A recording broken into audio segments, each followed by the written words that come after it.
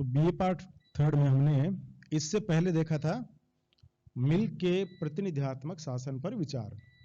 तो आपने पूर्व में प्रतिनिध्यात्मक शासन प्रणाली पे जो मिल के विचार पढ़े, उनमें आपने देखा कि मिल कहता है कि प्रतिनिध्यात्मक शासन प्रणाली में मतदाताओं की एक निश्चित जो शैक्षणिक योग्यता होनी चाहिए, प्रतिनिधि हैं वो योग्य होने चाहिए, शिक्षित होने चाहिए, पढ़े लिखे होने चाहिए, खुली बहुल मतदान प्रणाली का समर्थन वह करता है, और अनेक आधार जो हमने इससे पूर्व वीडियो में काफी विस्तार से उन चीजों को हमने देखा। तो अब हम बात करते हैं मिल के प्रतिनिध्यात्मक शासन प्रणाली पे जो विचार मिल द्वारा दिए गए हैं, जेएस मिल ने जो दिए हैं, उन विचारों की आलोचना अनेक विचारकों ने की है। अनेक आधारों पे उनकी आलोचना की जाती है, उनसे बहुत से लोग हैं वो सहमत नहीं है कि जो प्रतिनिध्यात्मक शासन प्रणाली का जो स्वरूप, जो तरीका जेएस मिल बताते हैं, उस तरीके को ये कुछ लोग स्वीकार नहीं करते हैं। तो किन किन आधारों पे उनकी आलोचना की जाती है वो आज अपन देखते हैं। क्योंकि जो पूरा प्रश्न जब आपके आता है बीए फाइनल में कि मिल के प्रतिनिध्यात्मक शासन प्रणाली पर विचारों की व्याख्या करिए, तो आप सबसे पहले मिल का परिचय, उनकी बुक्स वगैरह, पॉलिटिकल साइंस में उनका योगदान, छोटा सा जो सारांश वो में एक लिखेंगे। उसके बाद में आप आएंगे प्रतिनिध्यात्मक शासन प्रणाली, जिसमें आप बताएंगे कि शासन प्रणाली को सबसे पहले प्रजातंत्र को वह श्रेष्ठ रूप मानता है और प्रत्यक्ष को मानता है, लेकिन वह मानता है कि बड़े राज्यों में, बड़े वर्तमान में जो स्वरूप है, जो सामाजिक संरचनाएं हैं, उनमें प्रत्यक्ष प्रजातंत्र संभव नहीं है। इसलिए वो सर्वोत्तम पद्धति, उसके विकल्प के रूप में किसको मानता है? जो प्रतिनिध्यात्मक शासन प्रणाली है उसको, रिप्रेजेंटेटिव जो गवर्नमेंट है उसको वह। अब उसके बाद में आप बताएंगे प्रतिनिध्यात्मक शासन प्रणाली का क्या तरीका होगा मिल के अनुसार। उसके बाद में आप बताएंगे कि प्रतिनिध्यात्मक शासन प्रणाली को बेहतरीन कार्य करें और बेहतर तरीके से वो है अपना जो गुण दिखाई दे सके, तो उसके लिए भी उसने कुछ योजनाएं बताई है कि क्या क्या उसमें होना चाहिए, क्या सिस्टम उसमें होना चाहिए। और फोर्थ जो बिंदु आप लेंगे वो लेंगे आप मिल द्वारा बताए गए सिद्धांत की आलोचना। तो हम अब बात करें आलोचनाओं की, तो पहली आलोचना जो मिल कहता है शैक्षणिक योग्यता को लेकर। मिल कहता है कि प्रतिनिधि हैं उनकी एक निश्चित शैक्षणिक योग्यता होनी चाहिए, केवल वही व्यक्ति प्रतिनिधि बनने चाहिए। लेकिन आलोचक इससे सहमत नहीं है। ये कहते हैं कि उच्च श्रेणी की केवल शैक्षणिक योग्यता होना, ये कह रहे हैं कि ठीक है प्रतिनिधि योग्य होना चाहिए, लेकिन केवल जो उच्च शिक्षित व्यक्ति है वही सर्वोत्तम प्रतिनिधि जनता का होगा। यह कहते हैं आलोचक, ये कहते हैं कि इसमें कोई आपस में तालमेल नहीं है। आलोचकों का मानना है कि एक श्रेष्ठ लीडर या प्रतिनिधि वह होता है जो योग्य तो होना ही चाहिए, लेकिन उस योग्यता में मुख्य रूप से ये कहते हैं कि सबसे बड़ी चीज होती है उसका दृष्टिकोण कैसा है। वह उदारवादी दृष्टिकोण का है, लोकतांत्रिक दृष्टिकोण का है, वह यदि उसके वैल्यूज आम जन के कल्याण वाले हैं, ये यदि चीजें हैं, तो वह एक योग्य लीडर बनता है, वह समाज का एक सच्चा प्रतिनिधि माना जा सकता है। केवल उच्च शिक्षित होना ही हम ये मान लें कि वो वास्तव में सही प्रतिनिधित्व करेगा, जैसा कि मिल कहता है, आलोचक इससे सहमत नहीं है। ये कहते हैं कि यदि मान लीजिए उच्च शिक्षित व्यक्ति है और उसका दृष्टिकोण यदि कुलीन तंत्रीय दृष्टिकोण है, यदि उसका दृष्टिकोण वह मान लीजिए महत्वाकांक्षी व्यक्ति है, निजी भौतिकता महत्वाकांक्षी रखता हो, तो ऐसी स्थिति में उच्च शिक्षा केवल उसे प्रतिनिधि तो बना देगी, लेकिन प्रतिनिधि बनाने के बाद में जब उसके वास्तविक जो स्वरूप है वो जब सामने आएगा तो उसमें जनता का कल्याण नहीं होगा। और सबसे बड़ी चीज है कि वहां उसका जो रियल रिप्रेजेंटेटिव, जो गवर्नमेंट का, ये जो आम जनता का जो रिप्रेजेंटेशन है वो वह सिद्ध नहीं कर पाएगा, वह केवल अपने व्यक्तिगत स्वार्थ के लिए ही राजनीति करेगा। तो यहां केवल उच्च शिक्षित होना ही एकमात्र बहुत बड़ी योग्यता जैसे मिल ने निर्धारित की है, तो आलोचक कहते हैं कि यह उचित नहीं है। प्रतिनिधि का योग्य होना निसंदेह श्रेष्ठ है, लेकिन योग्य होने के साथ ही उसका दृष्टिकोण कैसा है यह सबसे इंपॉर्टेंट होता है। ठीक है, तो मतलब सीधा सा अर्थ यह है कि प्रतिनिधि के लिए उच्च शिक्षित होना ये इतना जरूरी नहीं है जितना कि आलोचक कहते हैं कि वह आम जन की समस्याओं को समझने वाला हो और उसके हृदय में आम जन के प्रति एक पीड़ा हो, आम जन के प्रति उसका एक सकारात्मक दृष्टिकोण हो, यह ज्यादा इंपॉर्टेंट है। और व्यक्ति उच्च शिक्षित हो और फिर यह दृष्टिकोण है तो वह एक अलग बात होती है। लेकिन केवल उच्च शिक्षा ही इसका एक पैमाना बना देना मिल द्वारा, यह आलोचक इससे सहमत नहीं है। तो पहली तो इस आधार पर आलोचना की जाती है। दूसरी, यदि हम बात करें मतदाताओं के लिए, तो यह तो बात थी प्रतिनिधि के लिए। अब वह कहता है कि मतदाता भी टैक्स पेबल होना चाहिए, जो कर अदा करने वाले व्यक्ति हैं उनको ज्यादा मतदान देना चाहिए। या वो कहता है कि मतदाता भी शिक्षित होने चाहिए। तो धन और शिक्षा, ये दो जो उसने एक शर्तें बताई है मतदान के लिए, मतदाता के लिए, कि वो धनी भी हो, पैसा भी उसके पास होना चाहिए ताकि वो अपनी रेस्पॉन्सिबिलिटी को समझे, उसमें उत्तरदायित्व के भाव आए। तो आलोचक कहते हैं कि यह उचित नहीं है।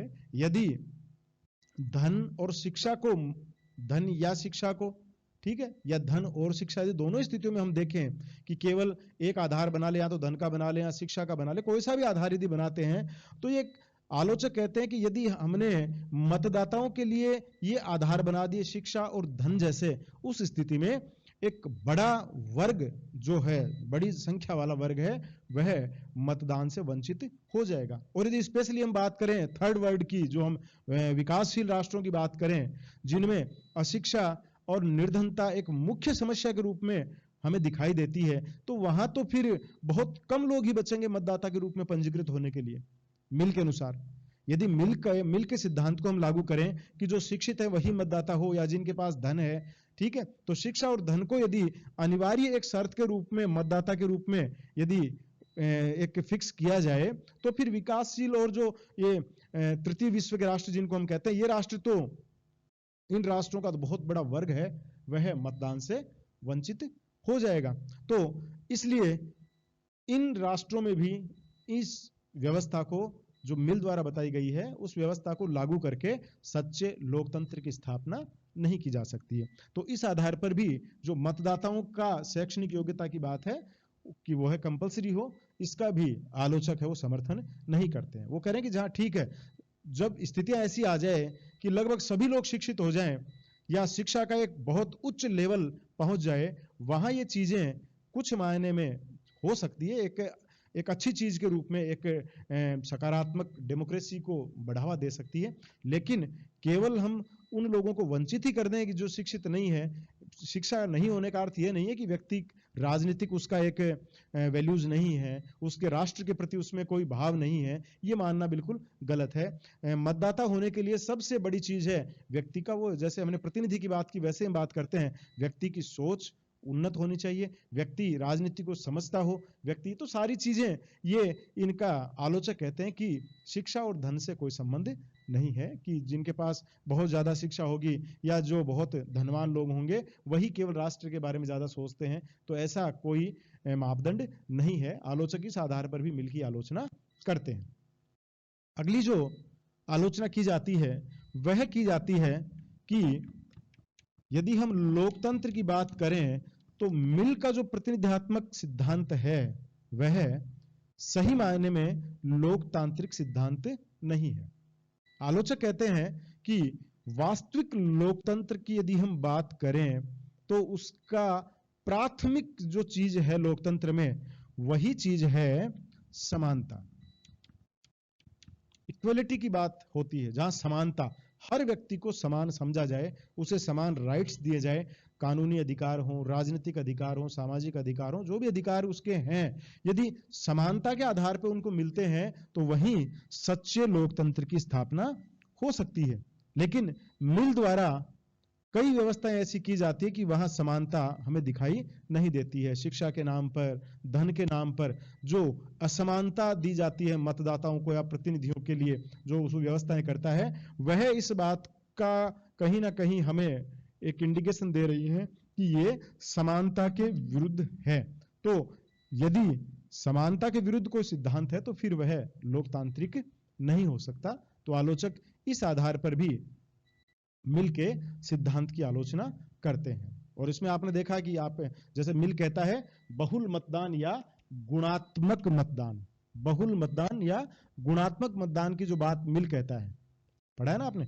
हमने जब विशेषताएं देख रहे थे प्रतिनिधात्मक शासन में कि जो व्यक्ति ज्यादा पढ़े लिखे हैं या बहुत ज्यादा जो टैक्स पे कर रहे हैं इस तरह के जो, तो उनका एक विशेष आधार मानते हुए उनको सामान्य आम जो मतदाता है उससे अधिक मतदान करने का अधिकार दिया जाए, जो मिल बात कहता है।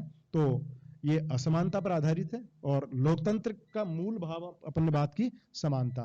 तो ये जो गुणात्मक शासन व्यवस्था, जो गुणात्मक मतदान प्रणाली, बहुल मतदान प्रणाली की जो बात मिल कहता है कि लागू की जाए, यह समानता के सिद्धांत का की अनुपालना नहीं करती है। तो इसलिए इस दृष्टिकोण से भी इसे आलोचक कहते हैं कि यह लोकतंत्र के अनुकूल व्यवस्था नहीं है। अगली जो आलोचना की जाती है वह है, मिल बात करता है कि जो मतदान प्रणाली है वह गुप्त मतदान प्रणाली न होकर खुली मतदान प्रणाली होनी चाहिए। ठीक है, खुली मतदान प्रणाली का मतलब कि लोग प्रतिनिधियों को दिखाकर वोट डालें कि मैं आपको दे रहा हूं। मिल कहता है कि इससे लोगों में एक साहस, निडरता पैदा होगी और डेमोक्रेसी में ये कहता है कि मतदान है वो अपने आप में व्यक्ति का एक भय मुक्त पवित्र कार्य है। तो इसमें ये गुप्त या छिपके मतदान नहीं करना चाहिए, ऐसा मिल का मानना है। लेकिन क्या व्यवहार में ऐसा संभव है? ठीक है, व्यवहार में यदि हम देखें ये चीजें लागू हो जाए तो समाज में कितने लोगों के बीच में आपस में एक तरह की दुश्मनियां उत्पन्न हो जाती है। ठीक है, अब हर व्यक्ति को रहता है कि हो सकता है उसने वोट दिया हो, उसने भी दिया हो, तो एक समाज में समान एक सौहार्दपूर्ण व्यवहार फिर भी बना रहता है और अगली बार फिर इस तरह की चीजें वो देखने के लिए उसे मतलब प्रत्यक्ष रूप से उसे ये नहीं कि कोई व्यक्ति। तो अब यहाँ जो मिल कहता है, तो आलोचक कहते हैं कि ये देखने में आपको ठीक लग सकती है लेकिन व्यवहार में ऐसा संभव नहीं है। और यदि ऐसी व्यवस्थाएं लागू होना शुरू हो गई तो उसके बाद में लोग शक्ति और धन इनका प्रयोग बहुत ज्यादा करना शुरू कर सकते हैं, क्योंकि लोग फिर डरा के या धन के बल पर उनको ज्यादा से ज्यादा, जब उनको लगेगा कि वोट उसको नहीं देगा या अगली बार, तो इस तरह की जो चीजें हैं वहां उन लोगों को वो, तो ये कह रहा है कि जो शक्ति परक जो राजनीति है, शक्ति मूलक जो राजनीति है, उसका जो विकास है वो ज्यादा हो जाएगा। तो जो ओपन मतदान प्रणाली की बात, जो खुली मतदान प्रणाली की बात मिल कहता है, उसको भी आलोचक स्वीकार नहीं करते हैं। ये कह रहे हैं कि मतदान प्रणाली हर व्यक्ति का राइट है, वो अपना गुप्त मतदान करे, किसी को नहीं बताए। और चूंकि जब रिजल्ट सामने आते हैं तो अपने आप पता चल जाता है कि एक जनमानस का जो भाव है वो किसकी तरफ हो, इंडिविजुअल एक दूसरे से दुश्मनियां नहीं हो। तो ये इस दृष्टिकोण से भी मिलके इस सिद्धांत की आलोचना की जाती है। अगली जो एक आलोचना करते हैं वो ये कहते हैं कि एक, जिस प्रकार हमने देखा कुलीन तंत्र, कुलीन तंत्र में कुछ विशेष कुल के जो लोग हैं, जातिगत धर्म के आधार पे, अन्य किसी आधार पे, धन के आधार पे, तो ये कहता है कि इसमें भी एक, जैसे कहीं ना कहीं हमें दिखाई देता है कि एक शिक्षित कुलीन तंत्र का स्वरूप कहीं उत्पन्न हो जाएगा। मिल के सिद्धांत में भी एक शिक्षित जो कुलीन तंत्र है वो कहीं ना कहीं दिखाई देता है कि मतदाता है, उसमें भी वो शिक्षा को लेके आता है कि मतदाता भी वही हो जो एक निश्चित जो मानदंड है, गणित वगैरह की जो बात करता था कि वो शिक्षित हो, उन्हीं को मतदाता के रूप में पंजीकृत करें। प्रतिनिधियों के लिए भी वह शिक्षा को एक अनिवार्य पद्धति के रूप में स्वीकार करता है। तो ये चीजें कहीं जो शिक्षा की बात वो बार बार करता है कि शिक्षित वर्ग ही मतदाता के रूप में वो प्रमोट करने की बात करता है, शिक्षित या उच्च शिक्षित वर्ग ही वह प्रतिनिधि के रूप में स्थापित होने की बात करता है। तो आलोचक ये कहते हैं कि इतना अधिक वेटेज देना डेमोक्रेसी में और उन्हीं को चुनना, उन्हीं को सब चीजों के लिए करना, तो ये कहीं ना कहीं एक शिक्षित कुलीन तंत्र की स्थापना कही जा सकती है। इस आधार पर भी ये इसकी आलोचना करते हैं। और एक भत्तों को लेकर भी जैसे आपने पढ़ा था, आर्थिक भत्ते, ठीक है ना, हमने जब बात कर रहे थे तो मिल कहता है कि ये एक राजनीति एक पवित्र कार्य है, उसमें एक व्यक्ति की सोशल ड्यूटी है, उसकी मोरल ड्यूटी है कि वो समाज की सेवा करे, समाज के हित में सोचे, चिंतन करे और विभिन्न जो गतिविधियां हैं समाज के हित में उन पर नियंत्रण रखते हुए समाज को अधिक से अधिक लाभ दे। इसके बदले में किसी प्रकार का वह आर्थिक लाभ नहीं ले, उसे एक व्यवसाय के रूप में नहीं बनाए।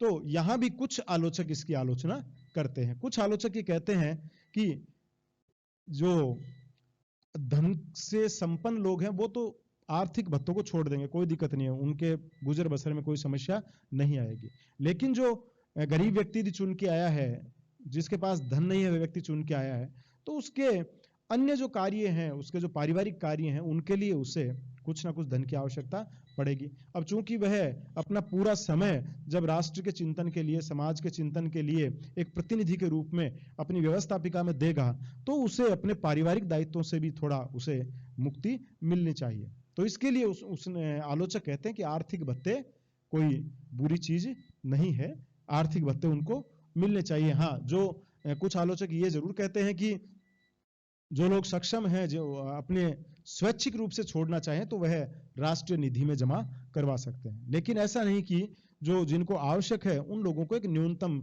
भत्ते उनके बदले में मिलना चाहिए, जो अपने समाज के लिए चिंतन कर रहे हैं, समाज को कुछ दे रहे हैं। ठीक है, अगली जो एक आलोचना आप और बता सकते हैं इसकी, वो आलोचना है व्यवस्थापिका को लेकर। वो मिल कहता है कि व्यवस्थापिका केवल नियंत्रण रखे नीतियों पर और जो क्रियान्विति होती है उसके ऊपर, वह केवल एक सुपरविजन का कार्य करे, स्वयं विधि निर्माण जैसे कार्य नहीं करे। आपने पहले पढ़ा था कि वो कहता है कि इसके लिए विधि के जो पारंगत लोग हैं उनकी आवश्यकता है। सामान्य व्यक्ति है वो विधि की बारीकियों को नहीं समझ पाता है। जो चुन के जाते हैं ये प्रतिनिधि, वो कहते हैं कि ये जो प्रतिनिधि हैं ये बारीकियों को नहीं समझ पाते मिल के अनुसार, इसलिए वो कहता है कि ये बड़ा ही गंभीर कार्य है विधि निर्माण का, इसके लिए एक अलग से विधि आयोग हो और उसमें विधि से संबंधित जो पारंगत लोग हैं वो विधि का निर्माण करें। व्यवस्थापिका में चुने हुए जो प्रतिनिधि हैं वो केवल इनका सुपरविजन करें, शासन के ऊपर एक कंट्रोल रखें। लेकिन आलोचक कहते हैं कि यहां बात पारंगतता की तुलना में जो आम जनता की भावनाएं और आम जनता की इच्छाएं क्रियान्वित हो, ये ज्यादा इंपॉर्टेंट है। इसलिए वो कहता है कि आम जनता की इच्छाओं का प्रतिनिधित्व व्यवस्थापिका करती है और इसलिए कानून बनाने का अधिकार भी व्यवस्थापिका के पास ही होना चाहिए। ठीक है ना। आलोचक कहते हैं कि पारंगतता की या उसमें टेक्निकल बिंदुओं पे जाने की आवश्यकता नहीं है, बहुत ज्यादा टेक्निकल चीजें के सहयोग के लिए एक इस तरह की विधि आयोग या मान लीजिए कोई इस तरह का एक समिति बनाई जा सकती है। लेकिन चूंकि व्यवस्थापिका है वह समाज का ही दर्पण है, समाज के ही लोग एक तरीके से जो निर्वाचित लोग हैं उनकी इच्छाओं का प्रतिनिधित्व है वहां उनके प्रतिनिधि कर रहे हैं। तो अपने लिए किस प्रकार का शासन उनको करना है, किस प्रकार की विधि का निर्माण करना है, यह निर्माण उन्हीं को मिलना चाहिए। और जैसा कि वो कहता है कि आय व्यय पे जो इनका लेखा जोखा करना है, इनके लिए अलग समितियां होनी चाहिए, संसद में ऐसा नहीं हो, व्यवस्थापिका में ऐसा नहीं हो, तो आलोचक कहते हैं कि यह भी गलत है। संपूर्ण समाज में होने वाले आय व्यय नीति निर्माण हर चीज के ऊपर समाज के प्रतिनिधियों का अधिकार है। जनता के जो प्रतिनिधि हैं उनको ये जानने का अधिकार है, क्योंकि जब वह जानेंगे तभी वह जनता को बता पाएंगे। और जहां जनता की इच्छाएं हैं वो यदि प्रत्यक्ष कार्रवाई करना उनके हाथ में होगा तो वो जनता की इच्छाओं को वहां क्रियान्वित सही ढंग से कर पाएंगे। ठीक है, तो इस आधार पर भी जो मिल कहता है कि इनको व्यवस्थापिका को इनसे अलग रह के विधि निर्माण आय व्यय के हिसाब से इनसे अलग रहते हुए केवल सुपरविजन और कंट्रोलिंग तक ही अपने आप को सीमित रखना है। आलोचक इससे सहमत नहीं है। तो हम देखते हैं कि इन आधारों पर मिलके प्रतिनिधात्मक शासन प्रणाली की आलोचना की जाती है। लेकिन यदि अपन महत्व की बात करें तो इतना आप कह सकते हैं कि मिल ने जो भी बात की है, मिल एक इस तरह की प्रतिनिधि सदन बनाना चाहता है, प्रतिनिधि सभा बनाना चाहता है, जिसमें उसके जो कहने का मूल भाव है वो यही है कि जिसमें योग्य लोग आए, जो पढ़े लिखे लोग हैं, जो अच्छे जानकार लोग हैं, हर चीज को समझ सकें, हर चीज को अच्छे से प्रेजेंट कर सकें।